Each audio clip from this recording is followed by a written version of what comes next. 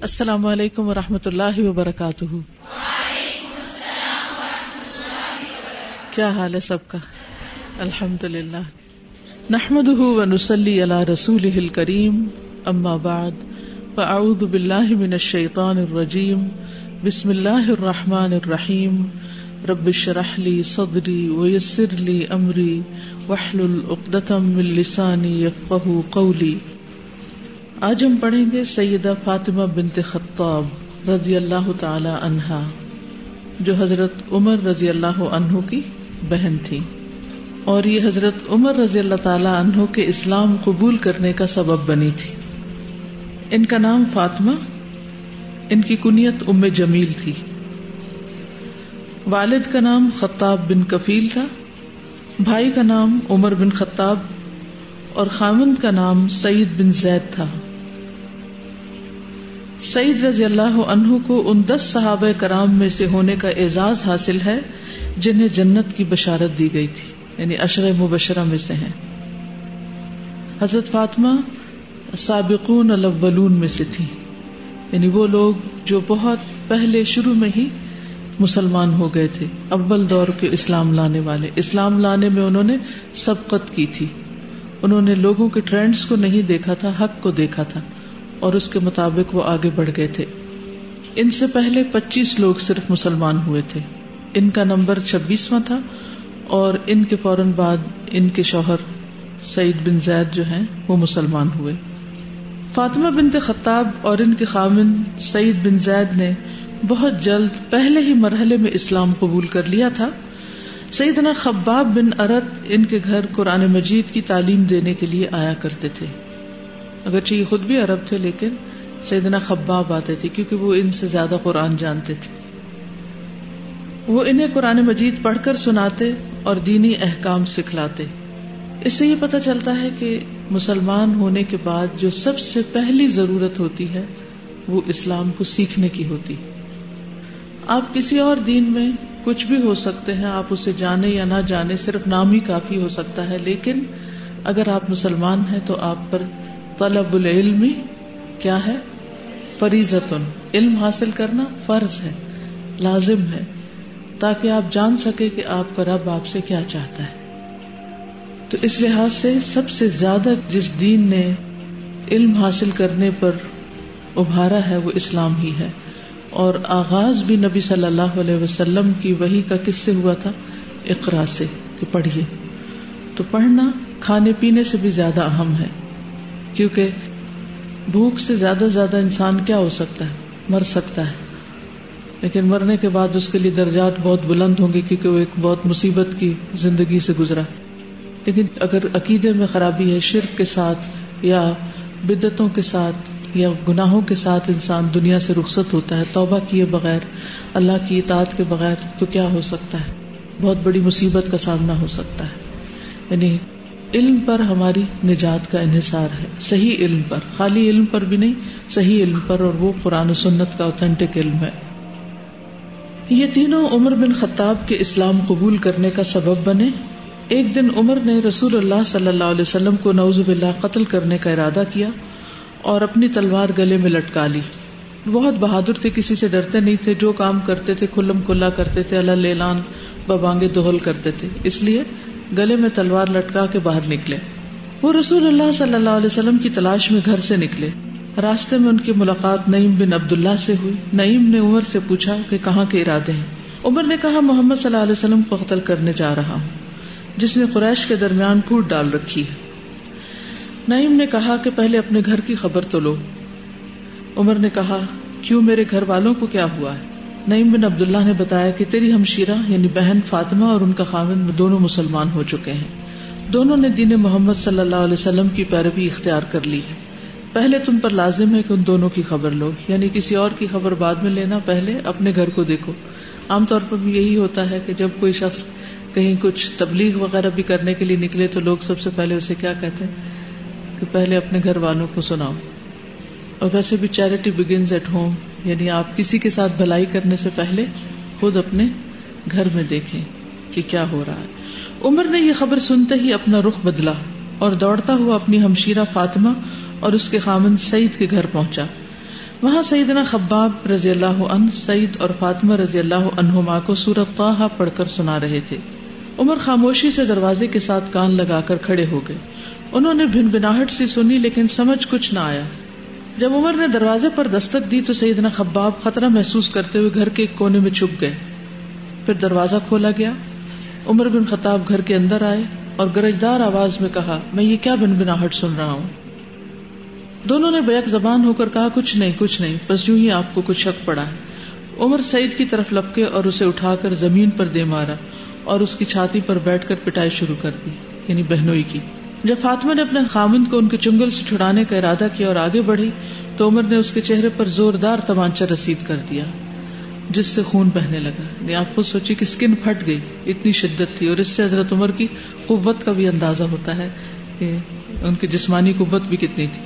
سیدہ فاطمہ نے جرأت کا مظاہرہ کرتے ہوئے کہا, ہاں میں نے اسلام قبول کر لیا ہے, اب تو اپنے ارمان پورے کر لے اور مار مجھے. پہلے چہرے کو خون آلود کیا, میرا سر پھوڑ دے. عمر نے جب اپنی بہن کا خون آلود چہرہ دیکھا تو بہت شرمندہ ہوئے. انہوں نے اپنی بہن سے کہا, وہ صحیفہ مجھے دکھاؤ تاکہ میں اسے پڑھ کر دیکھوں کہ اس میں کیا لکھا ہے. ہمشیرہ نے کہا, اس پاکیزہ صحیفے کو ہاتھ لگانے سے پہلے تجھے غسل کرنا ہوگا. عمر نے غسل کیا. حضرت عمر بن خطاب نے سورۃ طٰہٰ کی پہلی آیات پڑھی تو پکار اٹھے کہ واہ واہ, کتنا عمدہ کلام ہے, اس کے حسن و جمال کے کیا کہنے. جب یہ صورتحال پیدا ہوئی تو سیدنا خباب بن ارت بھی سامنے آ گئے. کہنے لگے, مجھے لگتا ہے کہ اللہ سبحانہ تعالیٰ نے اپنے پیارے نبی کی دعا کو قبول کر لیا ہے. میں نے رسول اللہ صلی اللہ علیہ وسلم کو یہ دعا کرتے ہوئے سنا ہے, اللہم اید الاسلام بأبی الحکم ابن ہشام او بعمر ابن الخطاب.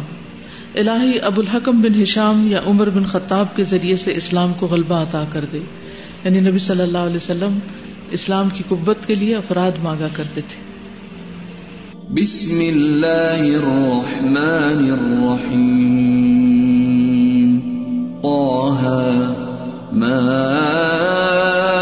انزلنا علیک القرآن لتشقى الا تذکرة لمن یخشى تنزیلا ممن خلق الارض والسماوات العلا الرحمن على العرش استوى له ما في السماوات وما في الأرض وما بينهما وما تحت الثرى وإن تجهر بالقول فإنه يعلم السر وأخفى الله لا إله إلا هو له الأسماء الحسنى. کتنی خوبصورت آیات ہیں, کتنا ردم ہے ان میں, کتنی مختصر اور جامع ہے, لیکن کتنا زبردست معنی ہے ان کے اندر. ہمیشہ ان آیات کو پڑھ کر میرا دل پسیج جاتا ہے. اللہ سبحانہ و تعالیٰ کا تعارف بھی ہے, اس کے اچھے اچھے ناموں کی بات بھی ہے, اور پھر اللہ تعالیٰ کے علم کی بات بھی ہے. بیسیکلی قرآن اور اللہ سبحانہ و تعالیٰ کی بات ہی ہوئی ہے اس میں. لیکن انسان قرآن کی بیوٹی کو اس وقت تک سمجھ نہیں سکتا جب تک کہ اس کا معنی نہ جانتا, اس کی عربی نہ جانتا. میں سوچتی ہوں کہ ہم بہت کچھ بھی پڑھ لیں, لیکن اگر دنیا سے وہ پڑھے بغیر چلے جائیں جو اللہ نے ہمارے لیے بھیجا ہے. اللہ نے ہمیں بہت نعمتیں دی ہیں, لیکن سب سے بڑی نعمت قرآن کی نعمت ہے. کسی نعمت کے استعمال پہ اللہ تعالیٰ نے یہ نہیں کہا کہ اس کو استعمال کر کے خوش ہو جاؤ. یعنی کھانے پینے کی چیزیں ہیں, پہننے اوڑھنے کی, دنیا میں اور بہت کچھ بنایا, زمین پہ بہت کچھ رکھا, اس کے اندر بہت کچھ رکھا, سمندر میں طرح طرح کے پرندے ہیں, طرح طرح کی مچھلیاں ہیں, طرح طرح کی مخلوقات ہیں. آسمان کے ستاروں کو آپ دیکھیں, انسان کتنی بے شمار چیزوں سے فائدہ اٹھاتا ہے. لیکن قرآن جیسی نعمت پہ اللہ سبحانہ و تعالیٰ فرماتے ہیں, قل بفضل اللہ وبرحمتہ فبذلک فلیفرحوا, کہ اللہ کے فضل اور اس کی رحمت کی وجہ سے ان کو چاہیے کہ خوش ہو جائیں. هو خیر مما یجمعون, یہ قرآن ہر اس چیز سے بہتر ہے جسے لوگ اکٹھا کر رہے ہیں. دنیا میں کسی کے پاس جو بھی کوئی چیز ہے اس سے بہتر ہے وہ شخص جس کے پاس قرآن ہے. اس لحاظ سے آپ خوش قسمت ہیں جن کو اللہ تعالیٰ نے توفیق عطا کی کہ وہ اس نعمت کو, اس خزانے کو, اس فضل کو سمیٹ سکے, جس کے ملنے پر اللہ تعالیٰ خوش ہونے کے لیے کہتے ہیں کہ اس نعمت کو پا کے خوش ہو جاؤ. تو ہم سب کو واقعی خوش ہونا بھی چاہیے. ٹھیک ہے پڑھائی کا ایک بوجھ ہوتا ہے, ایک ٹینشن ہوتی ہے, ایک پریشانی ہوتی ہے, لیکن اس کے ساتھ ساتھ خوشی بھی ہونی چاہیے, کیونکہ ان مع العسر یسرا. اور جب پڑھیں آپ اس کو صرف یہ نہ کہا کریں گے یہ آیت ہے, یہ لفظ ہے, اس کا ترجمہ ہے, اس کو پڑھنا ایسے ہے, تجوید ایسے کرنا, نہیں, یہ دیکھا کریں کہ اللہ کی بات ہے, اللہ کا کلام, اس نظر سے اس کو دیکھا کریں. ہم اللہ تعالیٰ کو نہیں دیکھ سکتے, لیکن اس کے کلام کو لکھا ہوا دیکھ سکتے ہیں, اس کو ہاتھ لگا سکتے ہیں, اس کو چوم سکتے ہیں, اسے اپنے سینے سے لگا سکتے ہیں. تو قرآن کی محبت دراصل اللہ کی محبت ہے. اگر ہمارے دل میں قرآن کی محبت نہیں تو سمجھے پھر اللہ کی محبت بھی نہیں, کیونکہ اس کتاب نے بہت سو کے دل بدلے ہیں, زندگیاں بدلی ہیں, قسمتیں بدل ڈالی, یعنی انجام بدل ڈالا. حضرت عمر رضی اللہ تعالیٰ عنہ کی تقدیر بھی اس کتاب نے بدلی تھی, اور ایک بہن کے ذریعے, ایک خاتون کے ذریعے. تو وہ کہنے لگے اے عمر, اللہ تعالیٰ نے تیرے بارے میں دعا قبول کر لی ہے. عمر بن خطاب نے سیدنا خباب بن ارد سے رسول اللہ صلی اللہ علیہ وسلم کے بارے میں پوچھا کہ وہ اس وقت کہاں ہیں, میں آپ کے روبرو اسلام قبول کرنا چاہتا ہوں. خباب بن ارد اسی وقت عمر کو لے کر دار ارقم کی طرف چل پڑے. عمر بن خطاب نے اندر آنے کی اجازت طلب کی. نبی کریم صلی اللہ علیہ وسلم نے انہیں اجازت دے دی. جب وہ اندر آئے تو رسول اللہ صلی اللہ علیہ وسلم نے ان کے گلے میں پڑی ہوئی چادر کو پکڑ کر جھنجھوڑا اور فرمایا ما جاء بک یا ابن الخطاب واللہ ما ارى ان تنتہی حتی ینزل اللہ بک قارعۃ شدیدہ. اے خطاب کے بیٹے کیسے آنا ہوا, کس نیت سے آئے ہوئے؟ آپ صلی اللہ علیہ وسلم بھی گھبرائے نہیں اس کو دیکھ کر, بلکہ پوری جرأت سے سوال کیا. اللہ کی قسم اگر تم باز نہ آئے تو اللہ تم پر سخت مصیبت نازل کرے گا. عمر نے عرض کیا اللہ کے رسول, میں آپ کی خدمت میں اللہ تعالیٰ اور اس کے رسول پر ایمان لانے کے لیے آیا. یعنی نبی صلی اللہ علیہ وسلم کے اس رویے سے بھی انہوں نے اپنا ارادہ نہیں بدلا. ہمارے ساتھ اگر کوئی سخت بات کر دے, کوئی ٹیچر یا کوئی بھی شخص, تو ہم کہتے ہیں کہ ہم نے قرآن ہی نہیں پڑھنا, لیکن یہاں جب انہوں نے ارادہ کر لیا تو پھر یہ نہیں دیکھا کہ کیا مشکل ہے اور کیا نتیجہ ہوتا ہے, پھر وہ کود پڑے. اور اس شریعت پر ایمان لانے کے لیے حاضر ہوا ہوں جو اللہ تعالیٰ کی طرف سے رسول اللہ صلی اللہ علیہ وسلم لے کر آئے ہیں. یہ سن کر رسول اللہ صلی اللہ علیہ وسلم نے بآواز بلند اللہ اکبر کہا, جس کو سن کر مسجد حرام میں موجود لوگ پہچان گئے کہ عمر بن خطاب نے اسلام قبول کر لیا ہے. اسلام قبول کرنے کے بعد سیدنا عمر بن خطاب نے نبی کریم صلی اللہ علیہ وسلم سے سوال کیا, اے اللہ کے رسول کیا ہم حق پر نہیں ہیں؟ رسول اللہ صلی اللہ علیہ وسلم نے فرمایا مجھے قسم ہے اس ذات کی جس کے ہاتھ میں میری جان ہے, تم حق پر ہو. عمر بن خطاب نے کہا اگر ہم حق پر ہیں تو پھر چھپنے کی کیا ضرورت ہے, کیونکہ اس وقت تک نبی صلی اللہ علیہ وسلم خفیہ دعوت دے رہے تھے اور دار ارقم میں ہوتے تھے, اوپنلی لوگوں کو ابھی نہیں بتا سکتے تھے. مجھے قسم ہے اس ذات کی جس نے آپ کو نبی پر حق بنا کر بھیجا, آپ ضرور باہر نکل کر سر عام ڈنکے کی چوٹ دین اسلام کا پرچار کریں گے, جو روکے گا اس سے میں نمٹ لوں گا. رسول اللہ صلی اللہ علیہ وسلم اپنے صحابہ کی 2 صفوں میں دار ارقم سے باہر تشریف لائے. پہلی صف میں سب سے آگے سیدنا حمزہ بن عبد المطلب تھے, دوسری صف میں سب سے آگے سیدنا عمر بن خطاب تھے. اس دن سے اسلام کو غلبہ حاصل ہوا. تو بعض اوقات ایک شخص کا اسلام لانا بہت بڑی تبدیلی کا باعث بنتا ہے, یعنی لوگوں کے درجوں اور مرتبوں میں فرق ہے. جیسے حدیث میں بھی آتا ہے نا کہ خیارکم فی الجاہلیت خیارکم فی الاسلام اذا فقہوا, کہ جو تم میں جاہلیت کے دور میں اچھے تھے وہ اسلام میں آ کر بھی اچھے ہوتے ہیں اگر وہ دین کی سمجھ بوجھ حاصل کر لیں.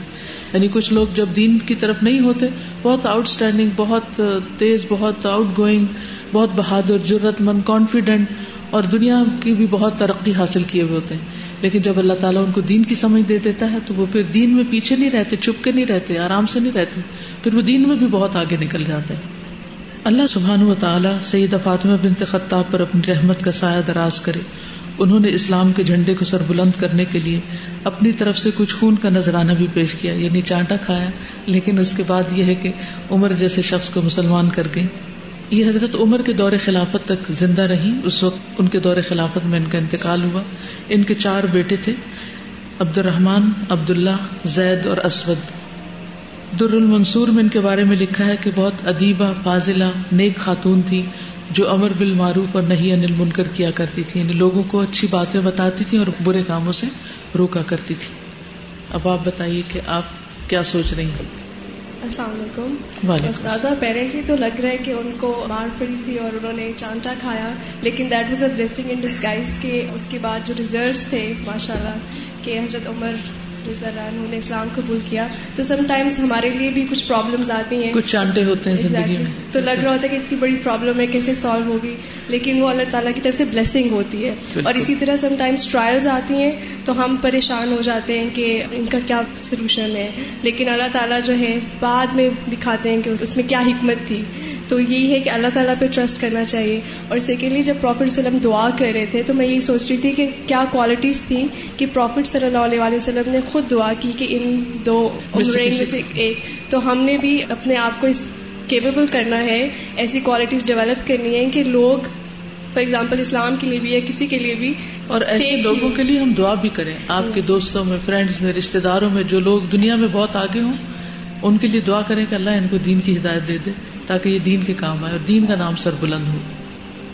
جی, یہ جو حضرت عمر رضی اللہ تعالیٰ انہوں نے قرآن سننے کے بعد جو ان کی کیفیت تھی, اور حضرت عمر کے بارے میں جیسے آتا ہے کہ کتنی سختی اور کتنی ان کے اندر وہ تکبر سا تھا اور کتنی بڑائی کے ساتھ آتے ہیں, لیکن قرآن سننے کے ساتھ ہی ان کے اندر سے وہ ساری چیزیں جیسے وہ کہتے ہیں نا عاجزی آ جاتی ہے, ڈھہ گئی, وہ گر کے اور اللہ کے سامنے جھک کے اور حضرت نبی صلی اللہ علیہ وسلم کے سامنے, کیونکہ ایمان سب سے پہلے انسان کے اندر کے تکبر کو ختم کرتا ہے, غرور کو ختم کرتا ہے, ایگو کو ختم کرتا ہے, انا کو ختم کرتا ہے, کیونکہ انسان اللہ کے لیے جھکنے والا بن جاتا ہے.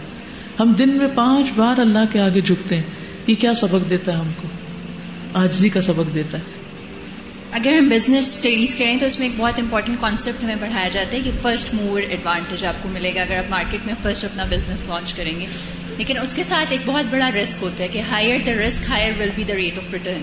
تو ان کے سب یہ سابقون الاولون تھے, انہوں نے فرسٹ موور ایڈوانٹیج لیا تھا اسلام میں, اسی لیے اللہ تعالیٰ نے ان کو عشرہ مبشرہ میں ڈالا. اور پھر سیکنڈلی جو 80% آپ کے پروفٹ ہوتے ہیں وہ 20% کسٹمرز بنا رہے ہوتے ہیں, تو یہ وہ 20% اسلام کے لوگ تھے جنہوں نے اتنا زبردست کام کیا کہ 80% آگے جو پروپیگیٹ ہوا اسلام ان کی وجہ سے. جی, السلام علیکم. جیسے بہن کا کردار بھی پتہ چلتا ہے کہ اپنے بھائی کی پہلے آرام سے مار کھائی ہے, اور پھر اس کے بعد جب بھائی نے کہا کہ مجھے وہ لا کے دکھاؤ تو انہوں نے دکھایا بھی, آگے سے یہ نہیں کہا کہ مجھے مار لیا اب کیوں میں دکھاؤں گی یہ وہ, انہوں نے پھر وہ چیز دکھائی. یعنی بھائیوں کو بھی تبلیغ کی جا سکتی, یہ نہیں سوچنا چاہیے کہ مردوں کا فرض ہے کہ وہ ہمیں بتائیں. السلام علیکم. A lot of times when we think about spreading Islam, the word woman does not come to our mind. Because ہم لوگ کہتے ہیں عورت کیسے کرے گی, یہ کام عورت کیسے کر سکتی ہے, اور ہم لوگ دیکھتے ہیں کہ عورت نے ہی جو ہے حضرت عمر کی بہن تھی جنہوں نے ان کو اسلام کی دعوت دی فار دی فرسٹ ٹائم.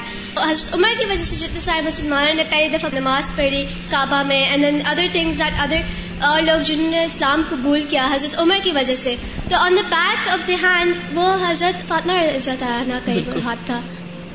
السلام علیکم ورحمۃ اللہ وبرکاتہ. مجھے یہ کہنا تھا کہ دیکھیں جیسے حضرت عمر رضی اللہ عنہ نے کہا کہ کیا ہم حق پہ نہیں ہیں, تو حضور صلی اللہ علیہ وسلم نے کہا کہ بے شک ہم حق پہ ہیں, تو انہوں نے کہا پھر ہمیں ڈرنا نہیں چاہیے نا, مطلب تو اس وجہ سے اگر ہم بھی حق پر ہیں تو ہمیں بھی سچ بات جو ہے وہ ضرور کہنی چاہیے اور حق بات سے ہمیں ڈرنا نہیں چاہیے. السلام علیکم. مجھے اس سے یہ پتہ چلا ہے کہ دیندار عورت ہر گھرانے کے لیے خیر ہے, اور حضور پاک صلی اللہ علیہ وآلہ وسلم نے بھی ارشاد فرمایا تھا کہ نکاح کرنے لگو تو سب سے پہلے دیندار عورت تلاش کرو, کیونکہ وہ پورے خاندان کو دین کی طرف لے آئے گی. السلام علیکم.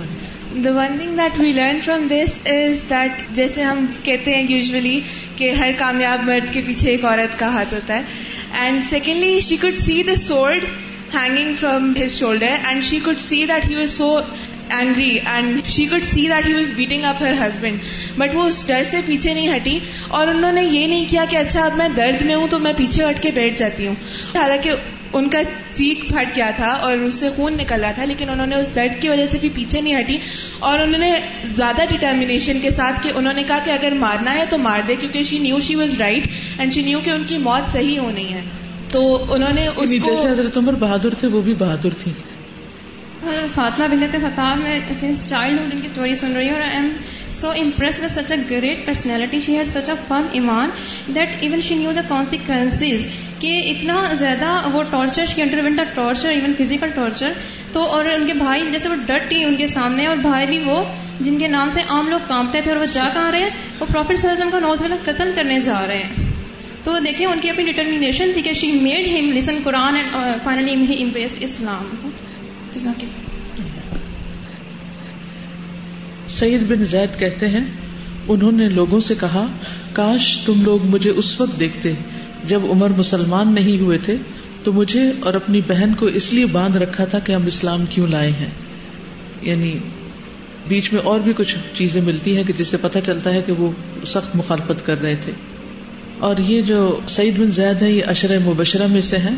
عبداللہ بن ظالم مازنی سے روایت ہے, انہوں نے کہا کہ میں نے سعید بن زید بن عمرو بن نفیل رضی اللہ عنہ سے سنا, انہوں نے کہا میں 9 افراد کے بارے میں گواہی دیتا ہوں کہ وہ جنتی ہیں, اگر 10ویں کے بارے میں کہوں تو گناہگار نہیں ہوگا. میں نے کہا وہ 9 کون ہیں؟ کہا رسول اللہ صلی اللہ علیہ وسلم, ابو بکر, عمر, عثمان, علی, طلحہ, زبیر, سعد بن ابی وقاص اور عبد الرحمن بن عوف.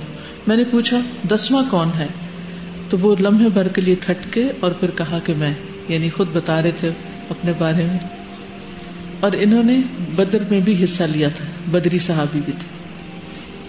ان کے بارے میں ایک واقعہ بھی ملتا ہے. عروہ بنت اویس نے سعید بن زید پر دعویٰ کیا, انہوں نے اس کی زمین میں سے کچھ لے لیا.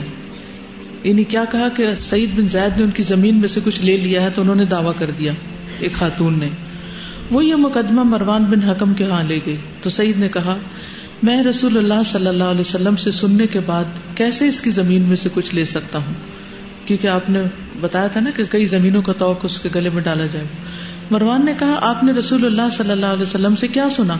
انہوں نے کہا میں نے رسول اللہ صلی اللہ علیہ وسلم سے سنا, آپ فرماتے تھے جس نے ایک بالش زمین, ایک بالش جتنا ہوتا ہے ایک پورا ہاتھ کھول کے جو بنتا ہے, ایک بالش زمین ظلم سے لے لی تو اسے 7 زمینوں کا توق ڈالا جائے گا. اتنا بڑا گناہ ہے. تو ان سے مروان نے کہا میں اس کے بعد آپ سے گواہ نہ مانگوں گا. تو سعید نے کہا اے اللہ اگر یہ عورت جھوٹی ہے تو اس کی آنکھوں کو اندھا کر دے اور اس کی زمین میں ہی اسے مار. تو وہ بینائی جانے سے پہلے نہ مری. پھر اچانک وہ اپنی زمین میں چل رہی تھی کہ گڑھے میں گر کر مر گئے. یعنی ان کی دعا پوری ہوگی کیونکہ اس نے ان پر الزام لگایا تھا. تو جب دنیا میں انصاف نہیں ملا تو اللہ کو پکارا. حضرت عمر بن خطاب کی کچھ خصوصیات کا ذکر کرتے ہیں.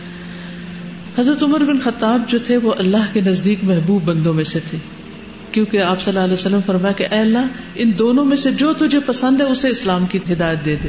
تو اللہ تعالیٰ نے حضرت عمر کو دی. اس سے کیا پتہ چلتا ہے کہ وہ اللہ تعالیٰ کو پسند تھے. حضرت عبداللہ بن مسعود کہتے ہیں کہ عمر رضی اللہ عنہ کے اسلام لانے کے بعد ہمیں ہمیشہ عزت حاصل رہی, پھر ہمیں مشکل نہیں ہوئی. ابو بکر رضی اللہ عنہ کے بعد سب سے بہترین انسان ہے. ابن عمر سے روایت ہے کہ نبی صلی اللہ علیہ وسلم کے زمانے میں ہی جب ہمیں صحابہ کے درمیان انتخاب کرنے کے لیے کہا جاتا تو سب میں افضل ہم ابو بکر کو قرار دیتے, پھر عمر بن خطاب کو, پھر عثمان رضی اللہ تعالیٰ عنہ, کہ ان کے رینکس ہیں, اپنا اپنا مقام ہے. اور یہ درجے جو ہیں یہ اللہ نے ہی بنائے ہیں انسانوں کو مختلف کوالٹیز دے کر. ہر چیز کے اندر درجے ہیں. دنوں میں درجے ہیں, جیسے دنوں میں جمعے کا دن افضل ہے باقی دنوں کے مقابلے میں. مہینوں میں اچھا, اور راتوں میں ٹھیک, شہروں میں مکہ المکرمہ.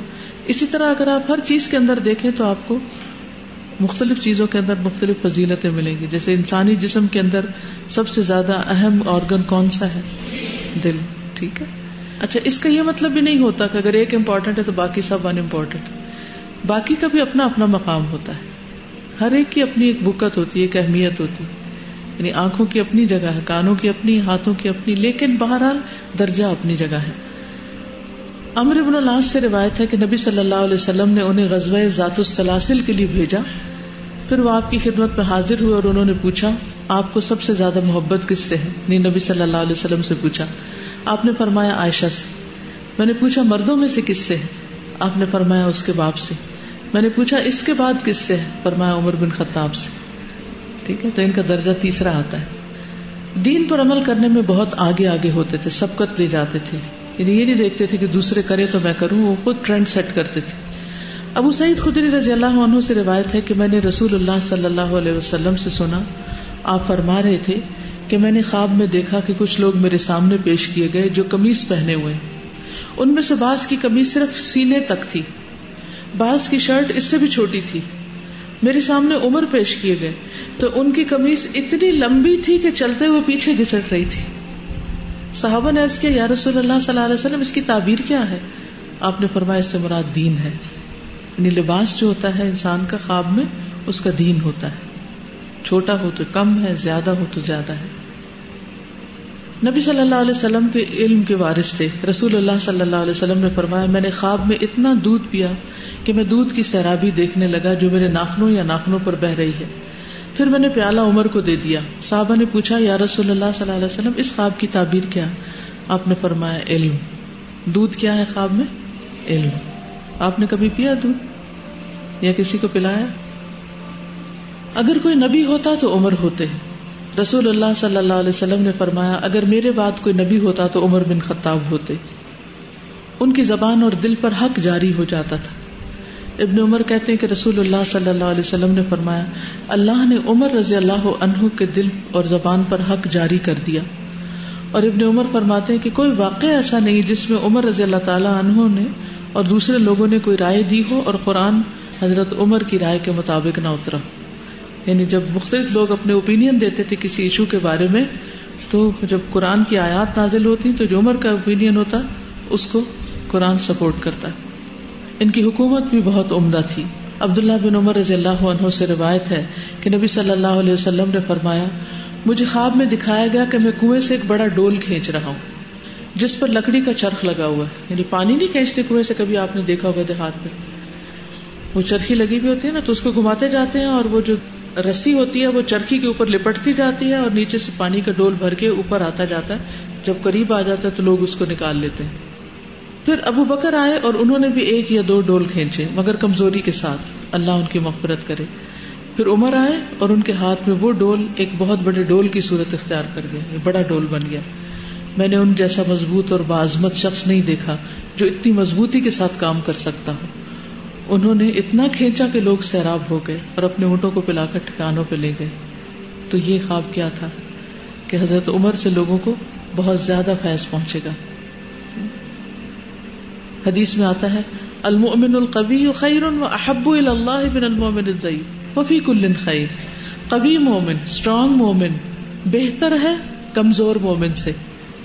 تو یہ نہ سوچا کریں ہم لڑکی ہیں تو ہم کچھ نہیں کر سکتے, ہم تو بیمار ہیں, اور مسئلے مسائل لے کے سیلف پیٹی کا شکار ہو کے مجھے تو یہ بھی پرابلم ہے اور یہ پرابلم ہے, اس لیے میں پڑھ نہیں سکتی, میں کسی کی خدمت نہیں کر سکتی, کچھ نہیں. جس طرح کی آپ کی سوچ ہوگی پھر آپ کے ایکشن بھی ویسے ہی ہوں گے. اگر آپ یہ سوچنا شروع کر دیں میں بیمار ہوں تو پھر کیا ہوگا, آپ بیمار ہو جائیں گے. تو خوش ہونے کا راز کیا ہے, اور کسی بھی چیز کو اچھی طرح کرنے کا, کہ سب سے پہلے آپ اپنے آپ کو کنونس کریں. جب غمگین ہو تو کہیں نہیں الحمدللہ میرے پاس اللہ کا دیا سب کچھ ہے, میں خوش ہوں. جب اپنے آپ کو آپ بار بار یہ میسج دیں گے میں خوش ہوں, تو پھر کیا ہوگا, آپ کو اللہ تعالیٰ خوشی دے گا. اور اگر آپ ہر وقت اپنے اوپر ایک افسردگی اور ایک بیماری طاری کیے رکھیں گے تو پھر وہ ویسے ہی ہو جائیں گے. تو انسان کی سوچ کا اس کے جسم پر, اس کے ایکشن پر بہت اثر ہوتا ہے. تو حشاش بشاش رہیں. المؤمن القوی خیر واحب الی اللہ من المؤمن الضعیف وفی کل خیر. دونوں میں خیر ہے, ہر مومن میں خیر ہے, لیکن جو جتنا اسٹرانگ ہوگا, جتنا زیادہ آگے بڑھ کے کام کرے گا, اس کی خیر اتنی زیادہ ہوگی. عمر رضی اللہ تعالیٰ عنہ کی بابت اللہ تعالیٰ نے ان کی بات کی جو موافقت کی اس کے بارے میں کچھ واقعہ ہے. حضرت انس رضی اللہ عنہ سے روایت ہے کہ عمر رضی اللہ تعالیٰ عنہ نے فرمایا, 3 باتوں میں نے اپنے رب کی موافقت کی. میں نے کہا تھا کہ یا رسول اللہ, اگر آپ مقام ابراہیم کو نماز پڑھنے کی جگہ بنا سکتے تو اچھا ہوتا. یہ حضرت عمر کی رائے تھی, انہوں نے مشورہ دیا تھا. تو اللہ تعالیٰ نے آیت نازل کر دی, وَاتَّخِذُوا مِن مَقَامِ إِبْرَاهِيمَ مُصَلًّى, مقام ابراہیم کو نماز پڑھنے کی جگہ بنا لو. اور آج جو بھی حج عمرے پر جاتا ہے اس کے 2 نفل پڑھتا ہے. تو یہ مشورہ بھی کس کی طرف سے تھا, حضرت عمر کی طرف سے. اس سے یہ بھی پتہ چلتا ہے کہ اچھے مشورے دینے سے کبھی نہیں کترانا چاہیے. نہیں سوچتے تھے ہائی یہ تو اللہ کے رسول ہیں اور ان کا تو مقام اتنا بڑا ہے اور یہ تو سب کچھ خود ہی جانتے ہیں, ہم کیا ہیں اور ہماری کیا حیثیت اور ہم کیا مشورہ دیں. نہیں. اسی طرح ہم گھر میں جیسے والدین ہوتے ہیں تو بعض اوقات ہم سوچتے ہیں امی ابا ہم سے بڑے ہیں یا دادا دادی ہم سے بڑے ہیں, ان کو ہم کیا بتائیں. نہیں, بعض اوقات ان کو بھی ضرورت ہوتی ہے, وہ انسان ہوتے ہیں, ان کو بھی اچھے مشورے چاہیے ہوتے ہیں. اسی طرح کوئی ٹیچر ہو, کوئی بڑا ہو, اس کو بھی کوئی بھی اچھی سجیشن ہو ضرور دے دینی چاہیے, کیونکہ آپ کی سجیشن کی وجہ سے اگر کوئی چیز ہو گئی تو اس کا اجر و ثواب آپ کو بھی جائے گا. آپ کو معلوم ہے جب پہلا بیچ شروع کیا تھا میں نے تعلیم القرآن کا, تو میں نے کہا تھا کہ نہ اس کے کوئی پیپر ہوں گے اور نہ اس کا سرٹیفکیٹ ہوگا. بس وہ لوگ آئیں جو قرآن سیکھنا چاہتے ہیں اور 1 سال میں قرآن سیکھ کر چلے جائیں. اس سے بھی پتہ چل جائے گا کون کتنا مخلص ہے, کون سرٹیفکیٹ کے لیے آیا اور کون قرآن سمجھنے کے لیے. خیر کچھ عرصے تک میں نے پیپر بھی نہیں لیے اور اسی طرح چلتا رہا. تو اللہ جزائے خیر دے کچھ اسٹوڈینٹس کو, انہوں نے مجھے کنونس کیا کہ نہیں, اگر آپ ہم سے پیپر لیں گے تو ہم زیادہ پڑھیں گے, ہم ٹیسٹ کی وجہ سے زیادہ محنت کریں گے, اگر آپ اس کے نمبر رکھیں گے تو پھر اور زیادہ ہمارا کمپٹیشن ہوگا تو شوق بڑھے گا, اور اگر آپ سرٹیفکیٹ رکھیں گے تو اور زیادہ اس کے لیے جدوجہد ہوگی, تو سب سیریس ہو جائیں گے. کیونکہ کچھ نہ کچھ ایسی موٹیویشن ہونی چاہیے, کوئی چیز ہونی چاہیے جس کے لیے لوگ کام کریں.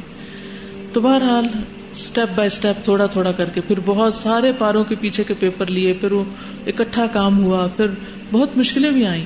لیکن الحمدللہ آج جو الہدی آپ کو نظر آتا ہے اس میں بے شمار لوگوں کے مشورے ہیں. کیونکہ میں ہمیشہ لوگوں کے مشوروں کو بہت کان لگا کے سنتی تھی کہ معلوم نہیں اللہ تعالیٰ کس کی زبان سے کون سی خیر جاری کروا دے اور اس سے بھلائی ہو جائے اور لوگوں کا بھلا ہو جائے. تو کبھی کسی کے معمولی مشورے کو بھی اگنور نہیں کرنا چاہیے. اگر وہ فائدے کا ہے تو اس سے فائدہ ہو جائے گا, اور اگر نہیں تو ضروری بھی نہیں ہوتا کہ ہر مشورہ ہی مان لیا جائے, کیونکہ اگر ہر مشورہ مانا جائے تو وہ ایک مشورہ دوسرے سے کنٹراڈکٹ بھی کرتا ہے اور ٹکراتا بھی ہے, تو اس سے پھر بعض اوقات خرابی بھی ہوتی ہے. تو پھر جو بڑا ہوتا ہے وہ مشورہ لیتا تو ضرور ہے, لیکن اس میں سے پھر سلیکٹ کر لیتا ہے کس کی بات زیادہ بہتر ہے. تو آپ کو بھی کوئی چیز ایسی نظر آئے جو ہونی چاہیے, اور ایون اگر ہو بھی رہی ہو کہیں آپ کو نہیں پتا تو آپ کو پھر بھی مشورہ دے دینا چاہیے. مجھے کسی نے پچھلے دنوں مشورہ دیا کہ کتنا ہی اچھا ہو اگر آپ فلاں کتاب پڑھیں, اور الحمدللہ وہ میں اس سے پہلے ہی بہت اچھی طرح پڑھ چکی تھی. تو اب جب مجھے مشورہ آیا تو تھوڑی دیر کے لیے آیا کہ ان کو پتا نہیں ہے, لیکن پھر میں نے سوچا کہ اگر میں نے نہیں پڑھی ہوتی تو کسی کے اچھے مشورے سے میں کتاب پڑھ لیتی. تو بعض اوقات لوگوں کو نہیں پتا ہوتا کہ ہم کیا کر رہے ہیں, اور لوگ آپ کو بلا وجہ مشورے دیے چلے جاتے ہیں کہ یہ کر لیں, یہ کر لیں, یہ کر لیں, اور یا تو آپ کر چکے ہوتے ہیں یا آلریڈی کر رہے ہوتے ہیں. پھر بھی مائنڈ نہیں کرنا چاہیے کیونکہ وہ اپنی سمجھ کے مطابق بات کر رہے ہیں. لیٹ دم سے کوئی بات نہیں, اور اس وقت ڈیفینسو بھی نہیں ہونا. میں نے اس کا کوئی جواب نہیں دیا ان کو کہ میں نے یہ کتاب پڑھی ہے نہیں پڑھی, کیا ہے نہیں کیا, کچھ بھی نہیں کہا میں نے, کیونکہ مجھے پتا ہے نا. تو کیا اب مجھے خود پہ اعتماد نہیں کافی ہے نا؟ اتنا ضروری ہے کہ ہر چیز انسان دوسروں کو ایکسپلین کرتا رہے اور دوسروں کو بتاتا رہے کہ میں کیا ہوں. تو کہیں پر بھی ایون اگر آپ تھوڑی دیر کے لیے بھی کہیں مثلا کسی بس اسٹاپ پر ہی رکے ہیں, کسی سے آپ کی بات ہو رہی ہے, کوئی آپ کو اپنی کوئی بیماری بتا دیتا ہے یا کوئی اپنا کوئی مسئلہ بتا دیتا ہے, یا کوئی بھی چیز ایسی ہو رہی ہوتی جو ٹھیک نہیں ہوتی, تو آپ اس میں سجیشن دے سکتے ہیں. مثلا کئی دفعہ ایسا ہوتا ہے کہ جیسے ایئرپورٹ پہ میں دیکھتی ہوں کہ کوئی ماں اپنے بچے کو اگنور کر رہی ہے, یا بچہ رو رہا ہے, یا میاں بیوی جھگڑ رہے ہیں. ایک دفعہ ایسا ہوا کہ میں کہیں جا رہی تھی تو ایئرپورٹ پہ تھی, تو میرے سے آگے 2 ہسبینڈ وائف تھے اور چھوٹے چھوٹے ساتھ ان کے بچے تھے, اور وہ دونوں آپس میں جھگڑے چلے جا رہے تھے. اور مجھے اتنی تکلیف ہو رہی تھی کہ ان کے بچے کیا سن رہے ہیں, کیا دیکھ رہے ہیں, کیونکہ بچوں کے دل میں تو ماں باپ کی محبت ہوتی ہے نا, وہ تو دونوں کو آپس میں ایک دوسرے سے اچھا ہی دیکھنا چاہتے ہیں. تو اب میں مناسب وقت کا انتظار کر رہی تھی کہ کس وقت نصیحت کروں اور کس کو کروں. تو ظاہر آدمی سے تو مجھے بات نہیں کرنی تھی, مجھے تو ایسے ہوا کہ تھوڑی سی وہ لائن لمبی تھی, ذرا سی آگے ہوئی تو ہسبینڈ جو تھا وہ شاید ایک بچے کو لے کے یا کس کام سے مجھے یاد نہیں, وہ وہاں سے کہیں اور گیا, یعنی لائن چھوڑ دی اس نے, بیوی وہیں کھڑی تھی. تو میں نے اس کے کندھے پہ تھوڑا سا ٹیپ کر کے میں نے کہا میں آپ سے ایک بات کرنا چاہتی ہوں کہ آپ کے ماشاءاللہ اتنے پیارے بچے ہیں, لیکن جب آپ ان کے سامنے جھگڑ رہے تھے تو میرے دل کو کچھ ہو رہا تھا کہ یہ بچے کیا فیل کر رہے ہوں گے, تو آپ آئندہ بچوں کے سامنے نہیں لڑیے گا اپنے میاں سے. تو ایسے وہ پھر یعنی اس نے ایگری کیا مجھ سے. تو میرے دل کو اتنی خوشی ہوئی کہ میں نے کسی کو ایک اچھا مشورہ دیا ہے. تو یہی ہوتا ہے امر بالمعروف اور نہی عن المنکر. بعض اوقات ہم ایسے سین دیکھ کر منہ موڑ کے کھڑے ہو جاتے ہیں کہ نہ یہ نظر آئے نہ ہمیں بادر کریں. تو ہر ایک کی خیر خواہی کرنی چاہیے. اچھا یہ بھی نہیں کہ ضروری ہے کہ وہ ہماری بات مانے, نہ بھی مانے, کئی دفعہ وہ نہیں بھی مانتے تو بھی کوئی بات نہیں, نہ مانے, لیکن ہم اپنی طرف سے اچھی بات کہہ ڈالیں, ڈرے نہیں.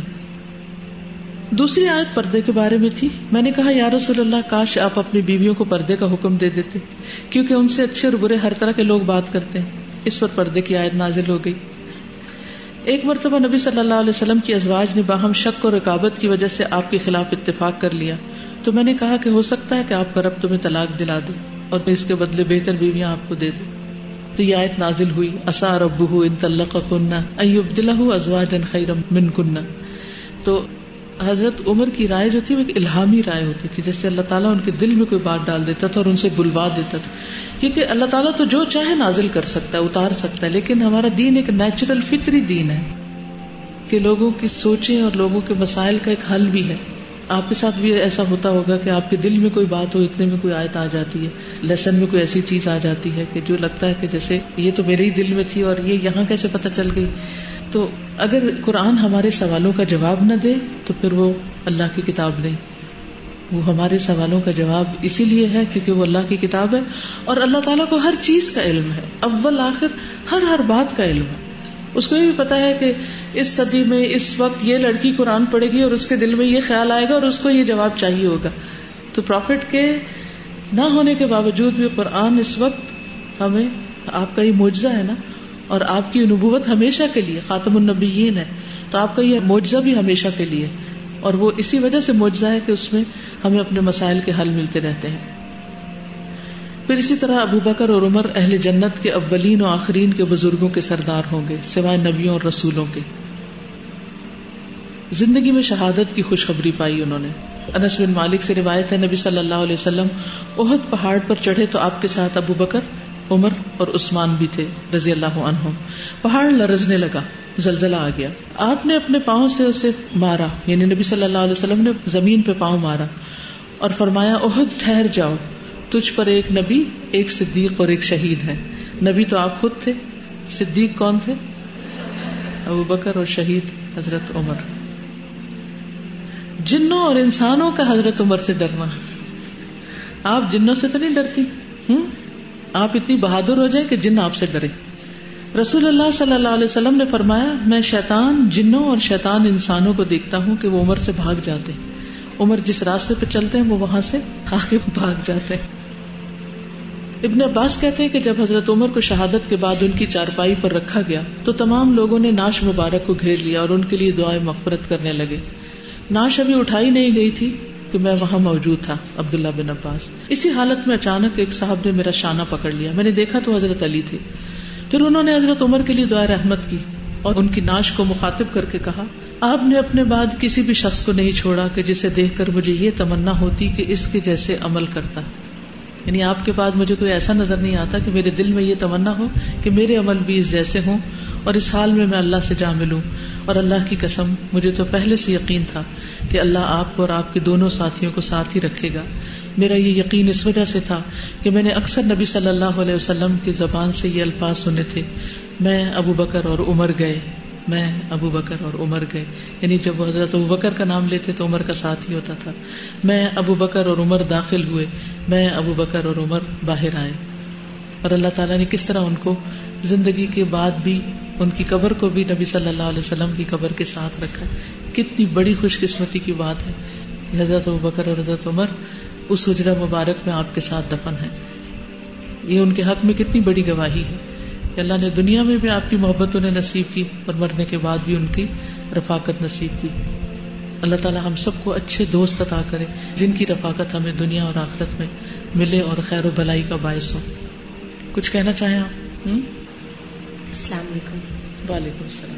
استاذہ، ایک تو یہ تھا کہ جو فاطمہ بنت خطاب تھیں وہ بھی اور عمر رضی اللہ تعالیٰ عنہ دونوں میں لگتا ہے اللہ کا ڈر بہت تھا، اور ان کی بھی ایمان میں استقامت کی وجہ یہی تھی کہ وہ بالکل جرت کے ساتھ رہیں اور استقامت دکھائی. تو عمر رضی اللہ تعالیٰ عنہ نے، اور عمر رضی اللہ تعالیٰ عنہ نے جب اسلام قبول کیا تو ان کا بھی یہی نظر آتا ہے کہ صرف اللہ کا ایک خوف تھا. اور یہ جو بھی آپ نے شیطان انسانوں اور جنوں کا بتایا کہ ان سے ڈرتے تھے، تو یہ بھی ظاہر ہے اسی لیے ڈرتے تھے کہ وہ صرف اللہ سے ڈرتے تھے.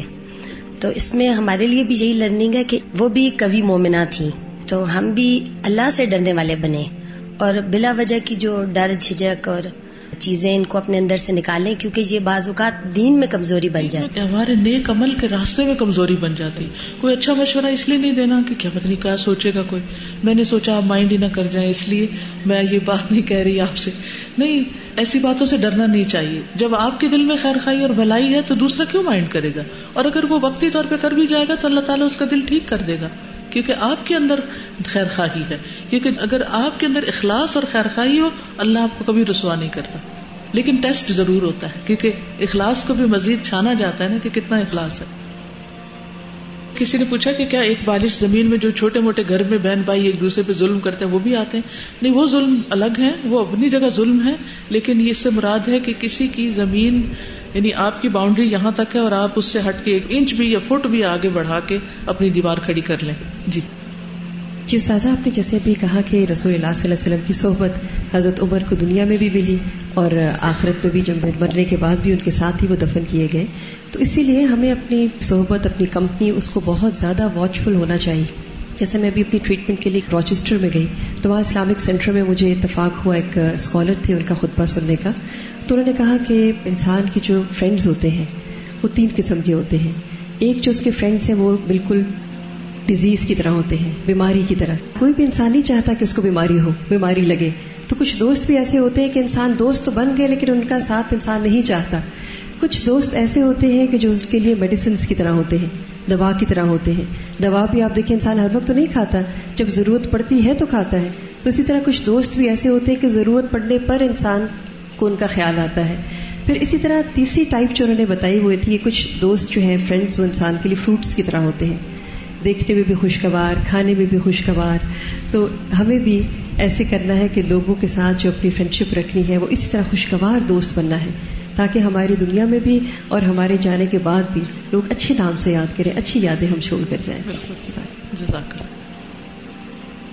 استاذہ, میں کہہ رہی تھی کہ عورتیں عموماً یہی سمجھتی ہیں کہ ہم اتنا ویک ہیں تو ہم کچھ نہیں کر سکتے, اور کبھی کبھی واقعی ایسا ہوتا بھی ہے کہ حالات اتنے ٹائٹ ہوتے ہیں کہ ہم باہر نکل کے کچھ نہیں کر سکتے. لیکن اپنے اندر انڈیویجولی ہم اتنا ایمان اگر مضبوط کر لیں تو ہمیں جیسی عورتیں عمر جیسے بیٹے کم از کم وہ پیدا کر سکتی ہیں. لیکن اس کے لیے ضروری ہے کہ حضرت فاطمہ جیسا ایمان اتنا مضبوط. دیکھیے, عمر جیسے بیٹے تب پیدا ہوتے ہیں جب آپ مسلسل ایک اچھا رول ماڈل ہوں, کیونکہ بچے آپ کو ان سائڈ آؤٹ جان رہے ہوتے ہیں, وہ ایک چیز پہ نظر رکھتے ہیں, آپ کی خفیہ چیزوں کو بھی کھول کھول کے دیکھتے رہتے ہیں کہ آپ کیا کرتے ہیں. یعنی وہ صرف یہ نہیں ہوتا کہ آپ سب نے بھی اپنے والدین کی کوئی نہ کوئی تجسس کیا ہوگا, تو کیونکہ ہمارا کنسرن ہوتا ہے نا, ہمارا انٹرسٹ ہوتا ہے ماں باپ کے ساتھ, تو ہم ان کو اچھی طرح جاننا پہچاننا چاہتے ہیں. تو اس لیے اپنا ظاہر باطن ان سب چیزوں کو اچھا رکھیں, اور آپ کی باتوں میں منافقت نہیں ہونی چاہیے, دھوکہ نہیں ہونا چاہیے, کیونکہ بچے سن رہے ہوتے ہیں, انہیں پتا ہوتا ہے ابھی اماں کس ٹون میں بات کری تو ابھی کوئی آ گیا تو اماں کے ٹون کیسے بدل گئی. وہ آپ کو کہیں گے نہیں لیکن وہ نوٹ کر لیتے ہیں اور پھر وہی سیکھ جاتے ہیں. یعنی بہت ساری چیزیں انسان اپنے ماحول سے جیسے جراثیم اس کو چمٹ جاتے ہیں نا, ایسے ہی جن لوگوں کے درمیان میں ہم رہتے ہیں ان کی عادتیں, ان کی حرکتیں, ان کی چیزیں ہمیں چمٹ جاتی ہیں. ہم نہ بھی چاہیں تو وہ چمٹتی, ہم اس سے بھاگ نہیں سکتے. تو بہت محتاط ہونے کی ضرورت ہے. استاذہ, علامہ اقبال نے فاطمہ رضی اللہ تعالیٰ عنہ کے بارے میں کہا ہے, اس کا آغاز اس طرح سے ہے کہ کسی قوم کو کیا پیش آنے والا ہے اور کیا پیش آ چکا ہے یہ سب اس کی ماؤں کی جبینوں سے دیکھا جا سکتا ہے. اگر تو اس درویش کی نصیحت پلے باندھ لے, یعنی وہ مسلمان عورت کو مخاطب ہے, تو 1000 قومیں مر جائیں گی مگر تو نہیں مرے گی. سیدہ فاطمہ تو زہرا بن اور اس دور سے پنہا رہ, تاکہ تو کسی شبیر کو جنم دے سکے. پھر قرآن کی تلاوت سے اہل نظر کو متاثر کر کے ہماری شام سے سحر پیدا کر. تو جانتی ہے کہ تیرے سوزے قراءت نے عمر کی تقدیر بدل دی تھی. فارسی کے شعر ہیں اور کسی تعلیم القرآن میں میں نے یہ پڑھ کے سنائے بھی تھے, لیکن اب مجھے آج میں بہت اپنے حافظے پہ ڈال رہی تھی زور کہ مجھے یاد آ جائیں, لیکن جزاک اللہ خیر کہ آپ نے ترجمہ ان کا بتا دیا. بہت ہی خوبصورت شعر ہے جس میں وہ بہت زبردست خراج تحسین پیش کرتے ہیں حضرت فاطمہ کو. تو ہم سب بھی حامل قرآن ہیں, اللہ تعالیٰ ہم سے بھی کوئی ایسا کام لے کہ جس سے دوسرے لوگوں کی تقدیر بدل جائے. حضرت فاطمہ بنت صفوان کا بھی پڑھ لیتے ہیں. سیدہ فاطمہ بنت صفوان رضی اللہ عنہا اسلام قبول کرنے میں سبقت لے جانے والا جوڑا. نام فاطمہ, والد کا نام صفوان بن امیہ بن خلف اور خامند کا نام عمرو بن سعید بن عاص تھا. فاطمہ اور ان کے خامند نے مکہ معظمہ میں بہت جلد اسلام قبول کر لیا. دونوں نے قریش کی جانب سے بہت زیادہ تکالیف اٹھائی. جب قریش رسول اللہ صلی اللہ علیہ وسلم کے پیروکاروں پر ظلم و ستم اور دشمنی میں بہت زیادہ بڑھ گئے تو رسول اللہ صلی اللہ علیہ وسلم نے اپنے پیروکاروں کو سرزمین حبشہ کی طرف ہجرت کرنے کی اجازت دے دی. آپ صلی اللہ علیہ وسلم نے بتایا کہ حبشہ کا حاکم عادل ہے، اس کی سلطنت میں کسی پر ظلم نہیں کیا جاتا. رسول اللہ صلی اللہ علیہ وسلم نے اپنے پیروکاروں کو ہجرت کا حکم اس لیے دیا تاکہ وہ پورے امن اور سکون کے ساتھ وہاں اللہ کی عبادت کر سکیں، انہیں دین اسلام کے حوالے سے کوئی تکلیف نہ ہو، اور وہ وہاں اس وقت تک رہیں جب تک اللہ تعالیٰ ان کے لیے کشادگی نہ پیدا کر دے. سیدہ فاطمہ رضی اللہ عنہا اور ان کا خاوند دوسری ہجرت کے لیے روانہ ہوئے تھے. سیدہ فاطمہ اور ان کے خاوند سیدنا عمرو بن سعید نے اس محاصرے میں تنگی کے دن بسر کیے تھے جو قریش نے مسلمانوں کے خلاف کیا تھا. انہیں شیب ابی طالب میں محصور کر دیا تھا اور ان کے ساتھ مکمل بائیکاٹ کر دیا تھا. ان کی طرف کھانے پینے کی تمام اشیاء پر پابندی عائد کر دی تھی اور ان کے ساتھ رشتے ناطے پر بھی پابندی تھی. کتنے مشکل وقت ہوں گے کہ نہ گھر جیسی جگہ سونے جاگنے کے لیے رہنے کے لیے، اور نہ گھر کا کھانا، اور نہ کہیں اور سے درختوں کے پتوں پر گزارا ہوتا، اور جو کچھ پہاڑوں میں ملتا اسی پر ہی زندہ رہتے. اور پھر سوشل بائیکاٹ. آپ دیکھیں کہ سوشلائزنگ بھی انسان کی بہت بڑی ضرورت ہوتی ہے. انسان اکیلے نہیں رہ سکتا، یعنی ہر وہ چیز جو انسان کی بنیادی ضرورت ہے اس پر انہوں نے پابندی لگا دی تھی، لیکن اس کے باوجود یہ سروائیو کیا اور انہوں نے اسلام کو تھام کے رکھا. مشکل ترین حالات میں بھی اسلام کو نہیں چھوڑا. مسلمان شیب ابی طالب میں محاصرے کے دوران درختوں کے پتے کھانے پر مجبور ہو گئے جس سے ان کے جبڑے زخمی ہو گئے. بعض اوقات رات کی تاریکی میں بعض ہمدرد رشتہ دار محاصرے کی زرد میں آتے ہوئے اپنے بعض رشتہ داروں کی طرف کھانے پینے کی چیزیں خفیہ طور پر پہنچاتے تاکہ ان کا گزارا چل سکے. سید فاطمہ کے دادا کا کفر اور مسلمانوں کے خلاف اس کی چال. صفوان کا والد امیہ بن خلف قریش کا احمق سردار تھا. اب دیکھیے کہ دادا کس راہ پہ ہے، باپ کس راستے پر ہے اور بیٹی کس راستے پر ہے. اس سے بھی پتہ چلتا ہے کہ خواتین کی اپنی سوچ تھی اور انڈیویجولی انہوں نے اپنی سوچ سمجھ کے مطابق اسلام کو قبول کیا. صفوان کا والد امیہ بن خلف قریش کا احمق سردار تھا. وہ ان بڑے مجرمین میں سے ایک تھا جو اہل ایمان کو ایذا رسانی میں کوئی دقیقہ فروگزاشت نہیں کرتے تھے اور انہیں گاہے گاہے سخت ترین سزائیں دیتے رہتے تھے. اہل ایمان میں سب سے زیادہ ایذا رسانی کا نشانہ سیدنا بلال بن رباح کو بنایا جاتا. ان کا آقا امیہ بن خلف انہیں سخت ترین گرمی میں صحرا کی طرف لے جاتا. حضرت بلال کے بارے میں آپ پڑھتے نا کہ ان کی بہت زیادہ ان پہ آزمائشیں تھیں اور بہت تکلیفیں ان کو ان کا آقا دیا کرتا تھا. وہ انہی کے دادا تھے. ان کے کپڑے اتار کر دہکتی ہوئی ریت پر لٹا دیتا. بعض اوقات وہ سیدنا بلال کے جسم کو گرم لوہے کی سلاخ سے داغتا اور کبھی بھاری پتھر ان کے سینے پر رکھ دیتا تاکہ وہ ان تکالیف سے بچنے کے لیے محمد صلی اللہ علیہ وسلم کا انکار کر دیں. سیدنا بلال رضی اللہ عنہ کو مارنے والے تھک کر ہار جاتے، مار مار کر ان کے بازو شل ہو جاتے، ان کی سانس پھول جاتی. سیدنا بلال کے استقلال نے انہیں دہشت زدہ کر دیا، لیکن حضرت بلال نہیں تھکتے تھے. یعنی مار کھانے والا نہیں تھکتا تھا، مارنے والے تھک جاتے. سبحان اللہ، کیا ایمان کی قوت تھی. اور جب سیدنا بلال بارفتگی کے عالم میں جھومتے ہوئے اپنی زبان سے آواز بلند احد احد کا ترانہ الاپتے تو امیہ بن خلف غصے میں آپے سے باہر ہو جاتا اور چڑھ کر سیدنا بلال کو اور زیادہ سزا دیتا. سیدنا بلال رضی اللہ عنہ اپنے ایمان پر ڈٹے رہے یہاں تک کہ اللہ تعالیٰ نے سیدنا ابو بکر صدیق کو ان کی طرف راغب کیا اور انہوں نے انہیں خرید کر آزاد کر دیا. جنگ بدر میں امیہ بن خلف سیدنا بلال کے نشانے کی زد میں آ گیا. اس کی تلوار مسلمانوں کے خون سے رنگی ہوئی تھی. سیدنا بلال اپنے ساتھیوں کے ساتھ اللہ کے دشمن امیہ بن خلف پر اپنی تلواروں سے حملہ آور ہوئے اور اس کے جسم کے پر کچے اڑا دیے. یعنی کس طرح اللہ تعالیٰ نے دنیا میں ہی انتقام کا موقع دیا اور جنگ بدر میں حضرت بلال کے ہاتھوں سے ہی ان کو مروایا. پہلے تو صفوان اپنے باپ کے نقش قدم پر چلتے ہوئے مسلمانوں کو اذیت پہنچانے میں ہر ممکن کوشش کرتا رہا اور اسلام کے خلاف مکر و فریب کے جال بنتا رہا. لیکن غزوہ حنین میں اس نے اسلام قبول کر لیا بہت لیٹ. رسول اللہ صلی اللہ علیہ وسلم نے تالیف قلب کے لیے اسے ایک وادی عنایت کی تھی جو اونٹوں اور بکریوں وغیرہ سے بھری ہوئی تھی. اس کے بعد اس نے نہایت عمدہ انداز میں اسلام سے وابستہ ہو کر زندگی بسر کی. یعنی پھر وہ مخلص مسلمانوں میں شامل ہو گئے. سیدہ فاطمہ کی وفات حبشہ میں ہوئی. سیدہ فاطمہ اور ان کے خاوند سیدنا عمرو بن سعید نے سرزمین حبشہ میں اس کے حکمران نجاشی کے ساتھ امن اور سکون کے ساتھ زندگی بسر کی. حبشہ کے حکمران نجاشی نے اسلام قبول کیا اور وہ مہاجرین کے لیے ہمدرد اور معاون بھائی بن گیا. لیکن سیدہ فاطمہ کو یہ معلوم نہیں تھا کہ وہ حبشہ میں اپنے خالق کے حقیقی سے جا ملے گی، کیونکہ ہر ایک کے لیے موت کی زمین اور جگہ لکھی ہوئی ہے، وہ وہاں پہنچ جاتا ہے. تو ان کو نہیں پتا تھا کہ یہ ہمیشہ کے لیے مکہ چھوڑ کے جا رہی ہیں. سیدہ فاطمہ حبشہ میں وفات پا گئی اور ان کا خاوند عمرو بن سعید مکہ معظمہ کی طرف واپس آ گیا. پھر انہوں نے مدینہ منورہ کی طرف ہجرت کی اور رسول اللہ صلی اللہ علیہ وسلم کے ساتھ فتح مکہ، غزوہ حنین، غزوہ طائف اور غزوہ تبوک میں شریک ہونے کی سعادت حاصل کی. پھر وہ عمرو بن عاص کے ساتھ جنگ اجنادین کے لیے روانہ ہوئے اور اس جنگ میں انہوں نے جام شہادت نوش کیا. سبحان اللہ، کس طرح اللہ سبحانہ وتعالی بندوں کو چن لیتا ہے.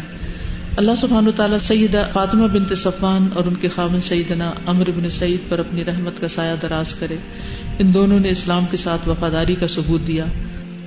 میدان محشر میں اللہ تعالیٰ ان دونوں کو خیر الانام سیدنا محمد صلی اللہ علیہ وسلم کا ساتھ نصیب کرے انشاءاللہ. تو بہرحال ان کی زندگی سے یہ پتہ چلتا ہے کہ فیملی سپورٹ انہیں نہیں تھی. الحمدللہ ہسبینڈ مسلمان ہو گیا لیکن باپ دادا مسلمان نہیں بھی تھے تو یہ مسلمان ہو گئے. کیونکہ اکثر لوگ اپنے باپ دادا کے دین پر ہوتے ہیں کہ جو کچھ وہ کر رہے ہیں ہمیں وہ کرنا ہے. ہمیں باپ دادا کی قبر میں نہیں جانا اور ہم نے ان کی جگہ حساب نہیں دینا یا وہ ہماری جگہ حساب نہیں دیں گے. اس لیے اپنی راہ خود اپنی سوچ سمجھ اور عقل کے ساتھ متعین کریں. اللہ تعالی ہمیں حق پر چلنے کی توفیق عطا فرمائے اور استقامت دے. جزاکم اللہ خیرا. سبحانک اللہم و بحمدک، اشہد ان لا الہ الا انت، استغفرک و اتوب الیک. السلام علیکم و رحمۃ اللہ وبرکاتہ.